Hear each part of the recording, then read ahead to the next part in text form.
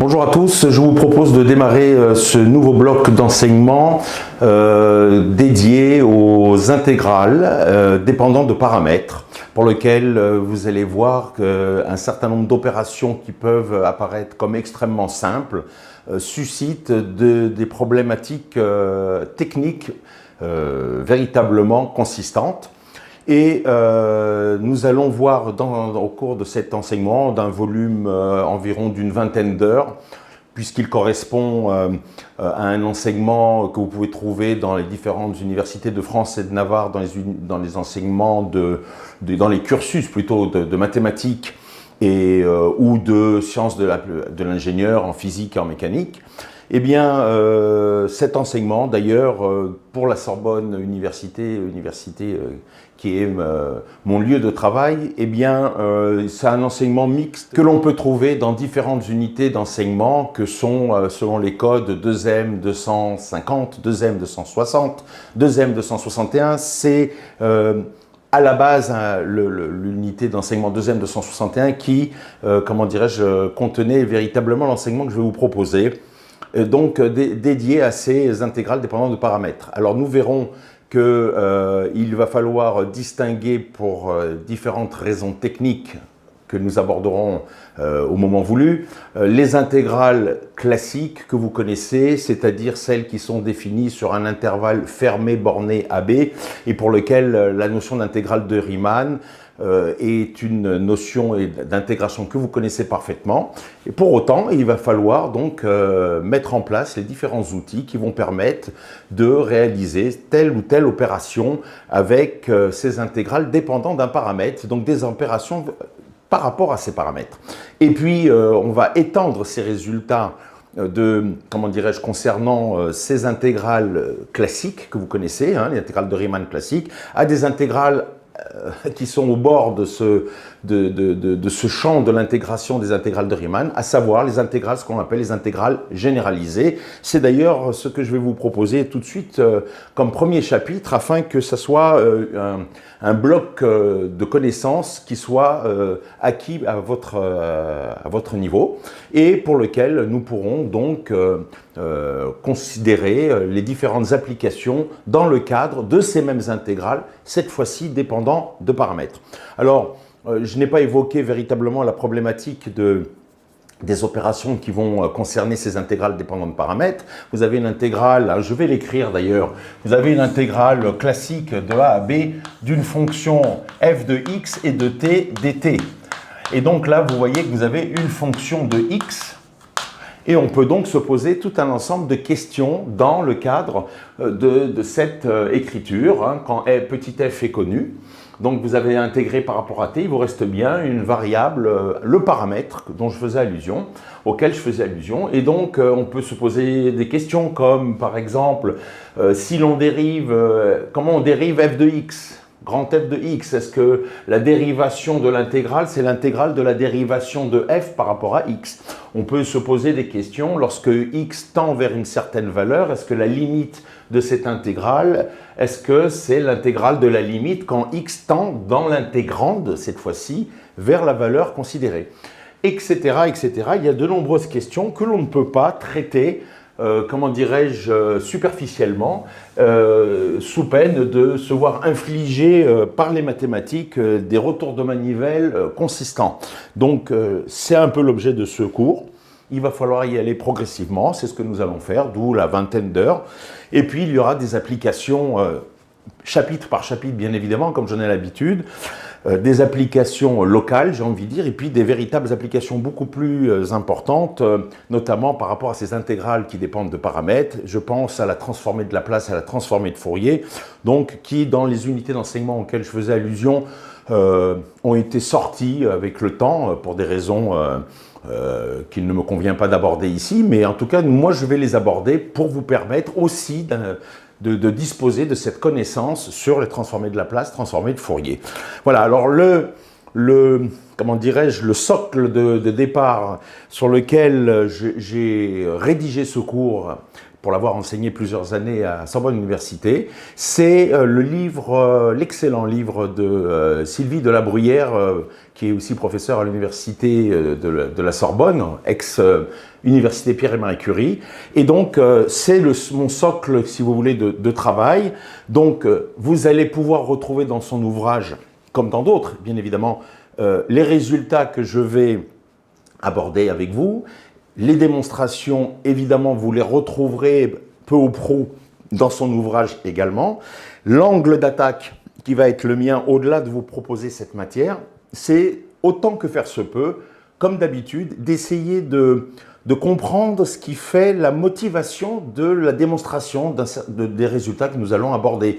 Encore une fois, dans le cadre d'un livre, c'est assez difficile, c'est un exercice particulièrement difficile que d'être capable, en même temps que l'on comment dirais-je, formule la démonstration d'un théorème ou la rédaction d'un exemple traité de A à Z, c'est un exercice assez, comment dirais-je, compliqué, consistant, donc qui n'est pas en général traité par les différents auteurs, que ce soit le livre dont je vous ai évoqué, excellent par ailleurs, mais sinon le même ouvrage, au lieu de faire 250 pages, ferait 1000 pages.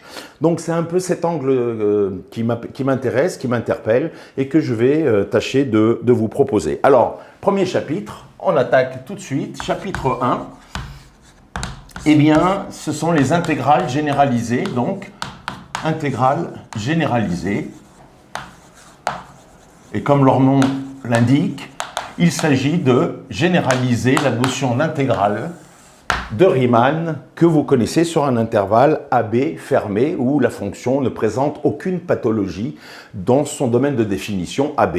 La fonction est en général, d'ailleurs, on va dire, pour faire très simple, même si certains voudraient entendre des choses plus générales, ce n'est pas le cadre, parce qu'on va sortir complètement de ce cadre-là, mais en général, bon, on a des fonctions continues ou continues par morceaux, et tout va bien dans le meilleur des mondes. Alors, définition, propriété de cette première partie, définition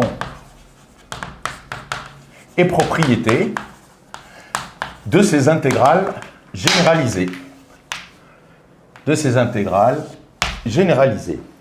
Donc, ce que l'on va faire dans ce paragraphe et dans tout ce chapitre, c'est on va considérer un intervalle AB, A fermé et B ouvert, où on va avoir plusieurs cas de figure, où B sera fini, évidemment, où B sera fini, ou B sera infini absolument, c'est-à-dire ici plus l'infini. Et dans ces deux cas de figure, nous allons considérer une fonction f définie de l'intervalle AB, donc semi-ouvert ou semi-fermé, à valeur dans R, on pourrait dire ou dans C, mais on va pas s'en occuper véritablement, et qui a donc un x donné, va associer le nombre f de x. Ça, c'est, comment dirais-je, le cadre de départ que nous allons considérer.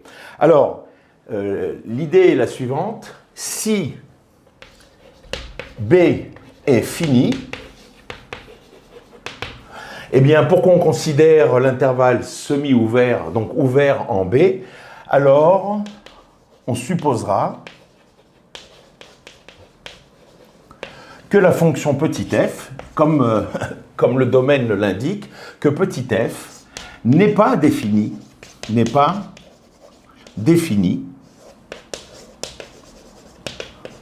en x égale b. Ça veut dire quoi qu'on a un tel cas?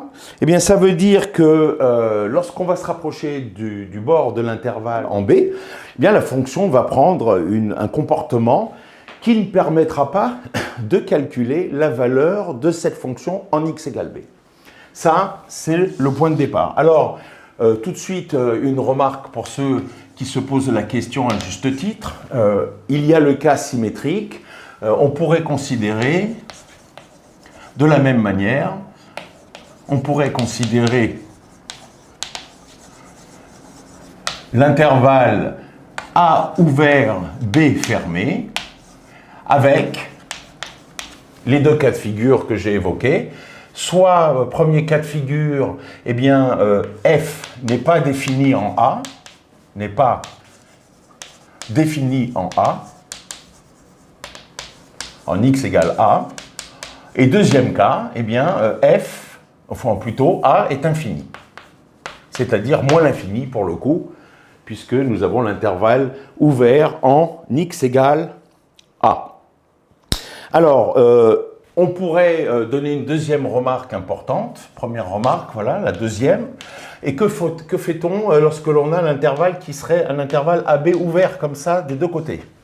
Bien, l'intervalle AB ouvert serait traité grâce à l'introduction d'un point non problématique C, pour lequel il faudrait donc décomposer l'intervalle ouvert en A et en B par deux intervalles semi-ouverts, en traitant la singularité, j'ai envie de dire, en X égale A d'un côté, et le deuxième en X égale B de l'autre.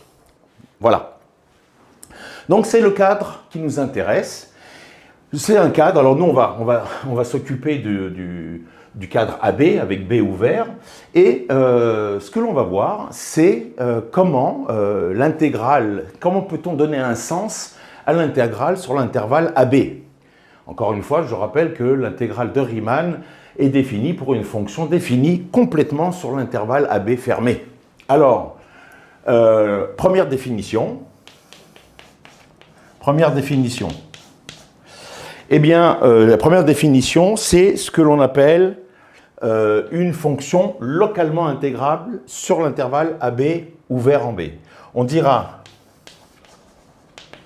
que f défini de AB dans R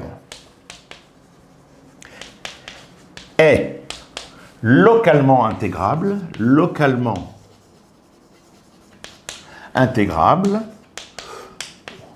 on peut être redondant localement intégrable sur AB, mais on comprend bien, si, quel que soit C appartenant, alors attendez, là G, oui c'est ça, quel que soit C appartenant à l'intervalle A, B ouvert, eh bien l'intégrale de A à C de f de x dx existe. D'accord? Autrement dit, si l'intégrale de f sur un intervalle quelconque de A à C, évitant évidemment le point B, est une intégrale qui existe, j'ai envie de dire, au sens de Riemann, au sens habituel ou de Riemann.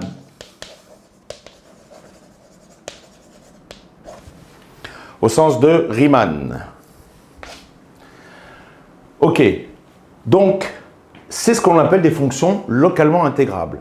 Autrement dit, vous avez un intervalle avec un problème à son extrémité. Eh bien, si vous considérez tous les intervalles, c'est ça que veut dire cette définition, si vous considérez tous les intervalles internes évitant la singularité au point x égale b, alors l'intégrale est classique. Alors, à partir de là, eh bien, on peut passer à la deuxième définition. Une fois qu'on a des fonctions qui sont localement intégrables, si elles ne sont pas localement intégrables, il faudra encore travailler avec des compléments pour pouvoir traiter, mais ça dépasse le cadre de ce cours. Donc, on va pouvoir, dans le cadre de ces fonctions localement intégrables, eh bien, on va pouvoir définir l'intégrale généralisée sur l'intervalle AB ouvert en B. Soit f, une fonction localement intégrable,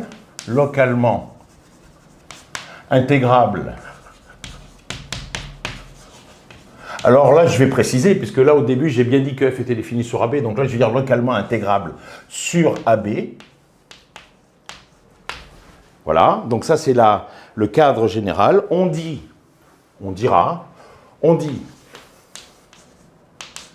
que f est intégrable, et plus localement, est intégrable sur AB Donc sur l'intervalle maintenant semi-ouvert en x égale b, si, eh bien limite quand x tend vers b de l'intégrale de a à x de f de t dt existe.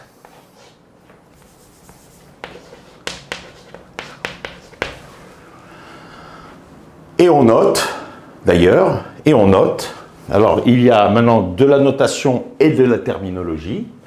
Donc à partir du moment où on va voir tout de suite évidemment des exemples, dans quelques instants, des exemples extrêmement célèbres, non sévères mais célèbres, qui permettent de parler de ce genre d'intégrale généralisée. Alors première chose, dans les remarques, on note, et vous comprenez que c'est une notation, l'intégrale de a à b de f de t dt, c'est cette limite. J'ai presque envie de dire 3 barres, ce n'est pas des classes de congruence, 3 barres, mais bon, comme certains auteurs ne connaissent pas ces 3 barres, ou certains étudiants vont plonger sur de l'arithmétique qui n'a rien à voir avec notre histoire, c'est une définition. Je pose que ce symbole-là, qui n'a rien à voir avec le symbole de l'intégrale de Riemann. Mais par extension, on a conservé le même symbole. C'est la limite, donc, quand x tend vers b, de l'intégrale de a à x de f de t dt. Ça, c'est une première chose. Deuxième chose, on dira, dans ce cas-là, quand la limite existe, on dira que l'intégrale converge ou est convergente. Que l'intégrale converge, ou de manière analogue, ou est convergente.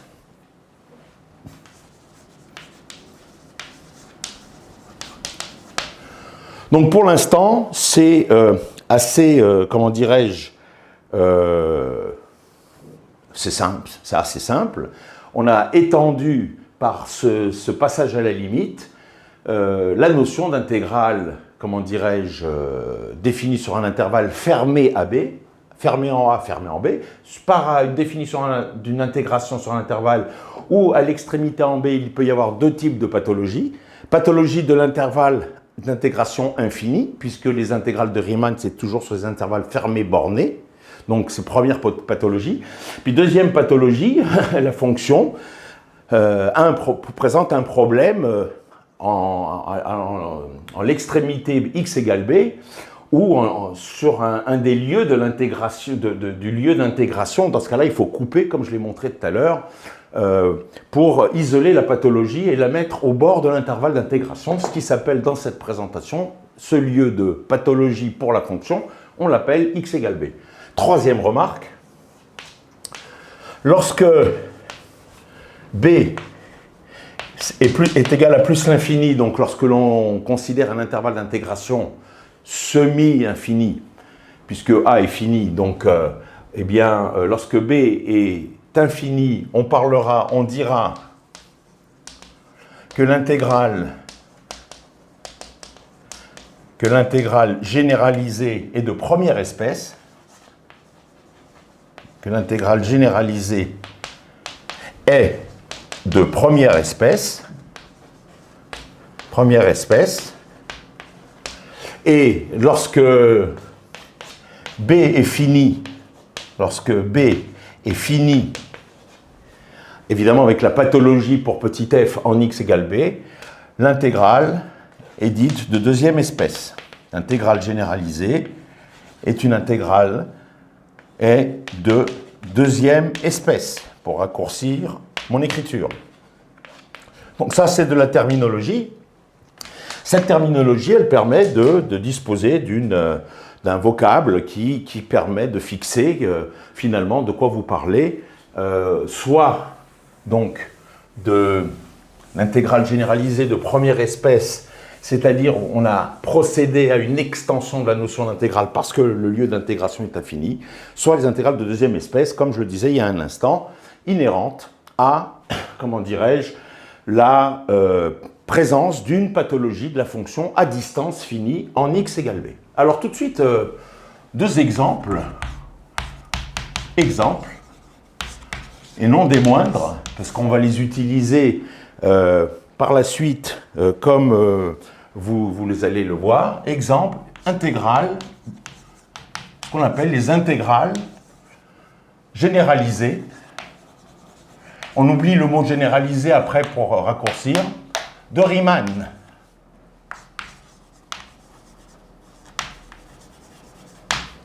Intégrale généralisée de Riemann. Alors il y en a deux. J'aurais pu mettre au pluriel, puisqu'il y a deux types d'intégrales généralisées. Premier exemple, première intégrale de Riemann, eh bien c'est l'intégrale de 0 à 1 de dt sur t puissance alpha, avec alpha appartenant à R. Alors ça, c'est ce qu'on appelle une intégrale généralisée, et on va voir pourquoi dans un instant. Évidemment, si alpha est négatif, si alpha est négatif, vous avez un t puissance alpha qui devient un t puissance moins alpha qui remonte à la surface. C'est comme si vous aviez ici une puissance de t positive, puisque alpha est négatif dans mon propos. Donc, auquel cas, si alpha est négatif, il n'y a aucun problème, puisque vous avez une puissance positive de t, c'est un monôme standard de t qui est continu sur l'intervalle fermé borné, donc il n'y a absolument aucun intérêt à considérer le cas alpha négatif. Ce n'est pas une intégrale généralisée, donc quand alpha est négatif. Quand alpha égale 0, même cause, mêmes effets. Donc ce qui va nous intéresser, c'est quand alpha appartient à R plus étoile. Je répète pourquoi, petite remarque tout de suite, je le dis, si alpha négatif ou nul, alors on a une intégrale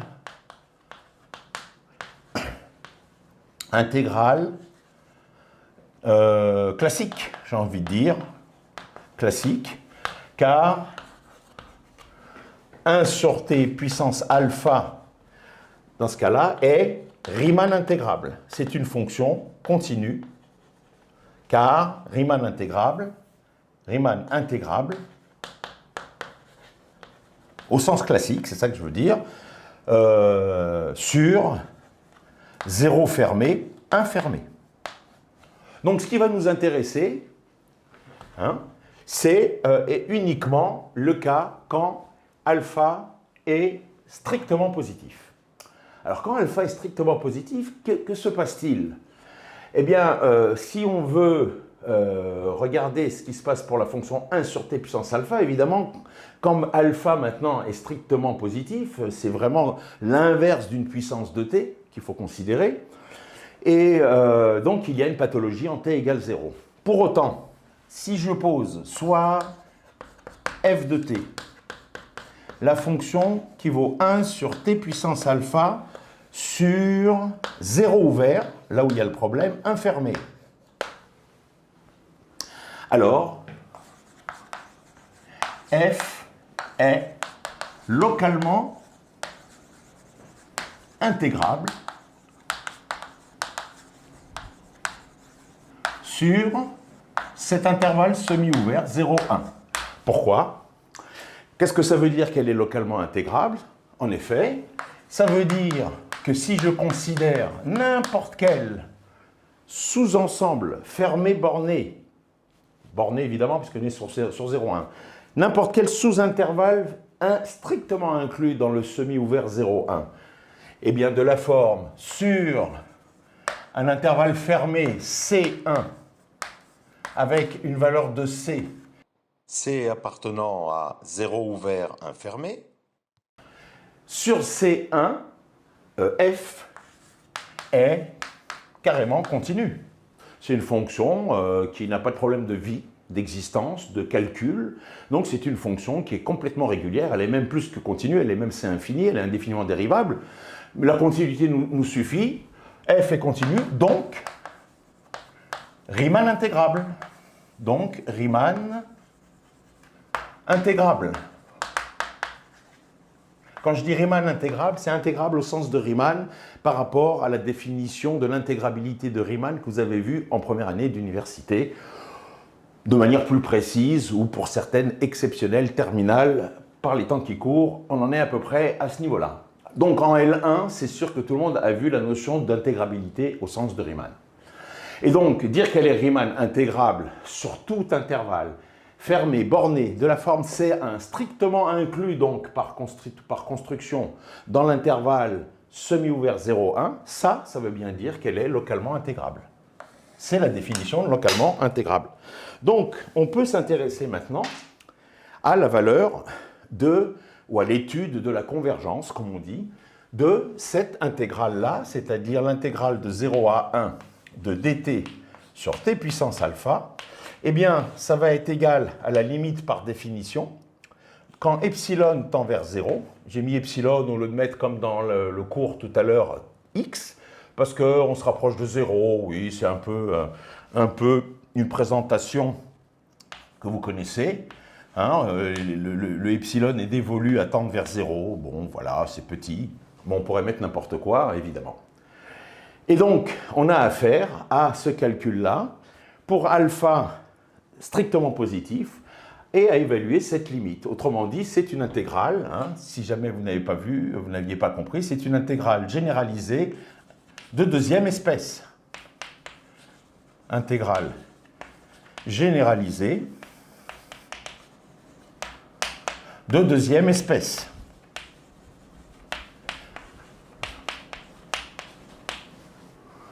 Bon, alors, l'intégrale de epsilon à 1 de dt sur t puissance alpha.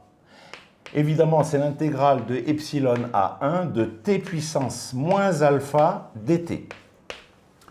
Et donc, c'est la puissance de t, c'est une puissance de t qu'il nous faut intégrer, une puissance de t, une vraie puissance, enfin pas une vraie puissance, une puissance de t, pardon, à intégrer. La primitive, c'est t puissance moins alpha plus 1 sur moins alpha plus 1, évidemment, dès lors que moins alpha plus 1 est différent de 0, je vais l'écrire tout de suite, à prendre entre epsilon et 1, ça c'est avec alpha plus 1 différent de 0, donc avec alpha différent de 1. Donc c'est un cas qu'il faudra regarder de plus près ensuite. Ok. Alors quand alpha est différent de 1, c'est assez simple. C'est même extrêmement simple. Et donc on obtient, dans ce cas-là, on obtient que l'intégrale de epsilon A1 de dt sur t puissance alpha, eh bien, c'est 1, la valeur de t en 1, puissance moins alpha plus 1, donc ça fait 1, moins epsilon puissance moins alpha plus 1. Le tout sur moins alpha plus 1 qui est là pour la décoration florale, c'est une, comment dirais-je, une constante comme 1. Et donc vous voyez, le problème est le suivant. Si, comme epsilon doit tendre vers 0, donc quand epsilon tend vers 0, ce qui est l'objet de notre calcul, quand epsilon tend vers 0, si moins alpha plus 1 est positif, eh bien ça va tendre vers 0. Si moins alpha plus 1 est négatif, eh bien, donc sachant que strictement positif ou strictement négatif, puisque alpha différent de 1, donc si moins alpha plus 1, je reprends, si moins alpha plus 1 est positif, epsilon va tendre vers 0, et donc ça va tendre vers 1 sur moins alpha plus 1, si moins alpha plus 1 est positif strict. Par contre, si moins alpha plus 1 est négatif, si moins alpha plus 1 est négatif, donc vous avez 1 sur quelque chose de epsilon puissance, une puissance positive, et donc ça va tendre vers l'infini. Donc en fait, le reste, peu importe au niveau des signes, mais ça va être infini. Donc on pourra conclure et dire la chose suivante, que l'intégrale de 0 à 1 de dt sur t puissance alpha converge si alpha est strictement inférieur à 1 et on avait vu qu'il était positif dès le début. Et sinon, l'intégrale de 0 à 1 de dt sur t puissance alpha diverge, on va dire, c'est une terminologie que je n'ai pas encore utilisée tout à l'heure, quel que soit alpha, strictement supérieur à 1. Puisqu'on aura l'infini, on dira dans ce cas-là que l'intégrale est divergente. Alors, il nous reste à voir le cas alpha égale 1. Eh bien, lorsque alpha égale 1, le cas est extrêmement immédiat, puisque vous intégrez plus 1 sur t puissance alpha, mais 1 sur t. Et donc, vous voyez ce qui va se passer. Donc, le cas alpha égale 1.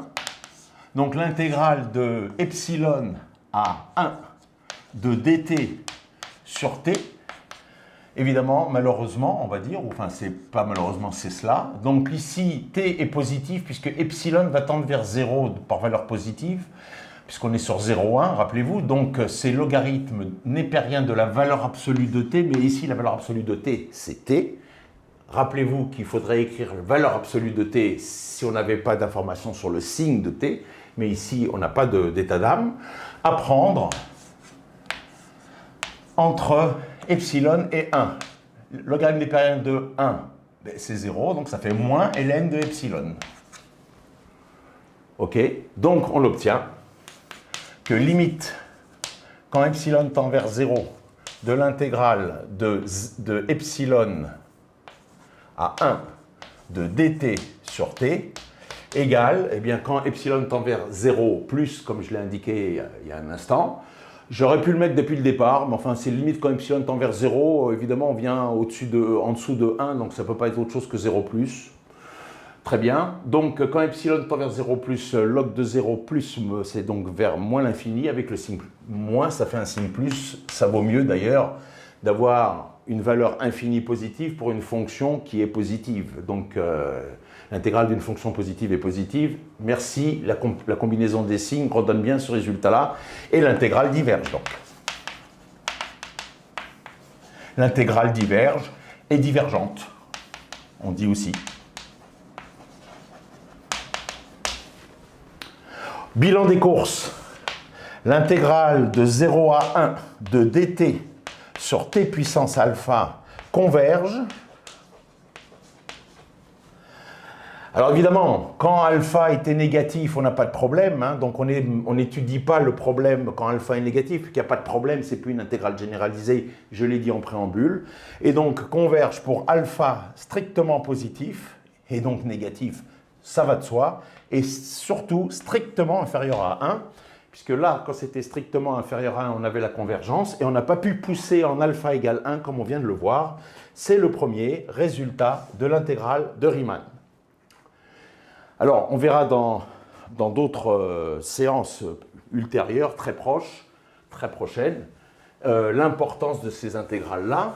Et donc, pour un traitement véritablement analogue que je ne vais pas vous proposer en détail, que vous pourriez faire à titre d'exercice, c'est vraiment, il y a quasiment, enfin, il y a une adaptation, mais sans aucune difficulté. Le petit b, j'étais un petit a, c'était les intégrales de Riemann de la sorte, c'est-à-dire de deuxième espèce. Les intégrales de Riemann de première espèce, ce sont des intégrales de la forme, l'intégrale de 1 à plus l'infini, donc de dt sur t puissance alpha, hein, qui par définition sont la limite quand, on va dire cette fois-ci x tend vers plus l'infini, de l'intégrale de 1 à x de dt sur t puissance alpha. Eh bien, vous montrerez, donc on peut tout de suite dire un certain nombre de choses, si vous voulez, oralement, extrêmement simples et qui reposent sur l'analyse exhaustive que je vous ai proposée sur l'autre intégrale de Riemann, qui est l'intégrale de deuxième espèce.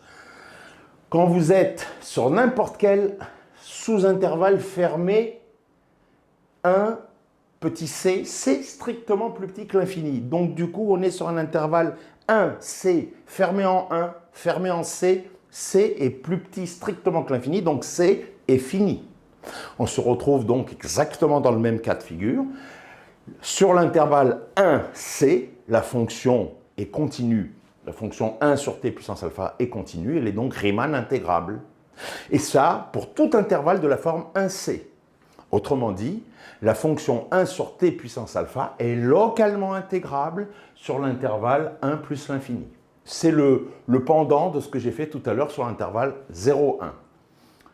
Et donc, du coup, l'intégrale généralisée que l'on considère, elle s'écrit de cette manière-là. parce que cette fonction étant localement intégrable, eh bien, on va pouvoir considérer l'intégrale généralisée en conséquence. Et on peut montrer que l'intégrale de 1 plus l'infini de dt sur t puissance alpha est convergente, quel que soit alpha, cette fois-ci strictement supérieur à 1. C'est-à-dire exactement le cas complémentaire de celui-là. On peut intuitivement le comprendre. Écoutez, il n'y a vraiment pas de difficulté majeure à procéder à ce résultat-là comme complément de l'intégrale généralisée de deuxième espèce. Ça, c'est pour l'intégrale généralisée de première espèce pour la fonction 1 sur t puissance alpha. Je vais m'arrêter là. Je vous dis à très bientôt pour la suite de ce cours avec ce premier chapitre concernant les intégrales généralisées.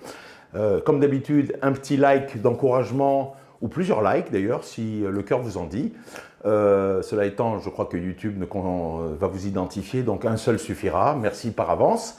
Et puis, inscrivez-vous à la chaîne YouTube. Ça me permettra, par le système, de vous informer automatiquement des nouvelles vidéos qui seront très prochainement disponibles. À très bientôt.